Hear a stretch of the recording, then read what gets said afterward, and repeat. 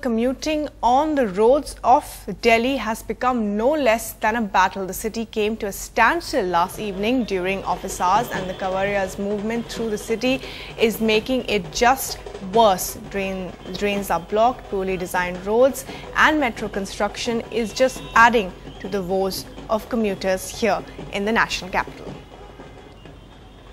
It's the holy month of Sawan, and if monsoon showers weren't enough, the traffic and the Kavariyas walking across this entire road from Haridwar to several places along Delhi and to the Ghaziabad border have caused major traffic jams. We come to you from one of the foot-over bridges to actually give you a bird's-eye view into what's happening. Let's give you visuals from one side. Traffic completely jammed up on one side while Kavariyas, go in buses and trucks with music, etc. on the other. While this is happening, in fact, that is not just this side. Let's try and show you visuals from this side around, and that's why this is happening. Let's cut across these visuals directly.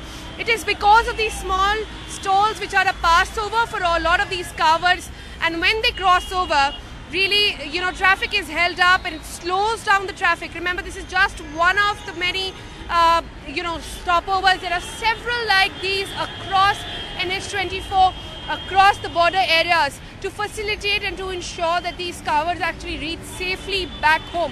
Remember, but who are these people really?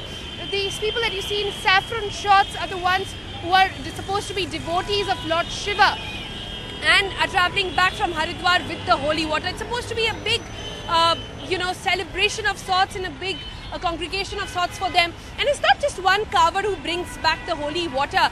There are several people along with him, one playing the drums, several other younger lot, inspiring perhaps to hold the kavar the next year around. But what does it lead to really? It leads to major traffic jams on both sides. I want to bring up visuals on this side again.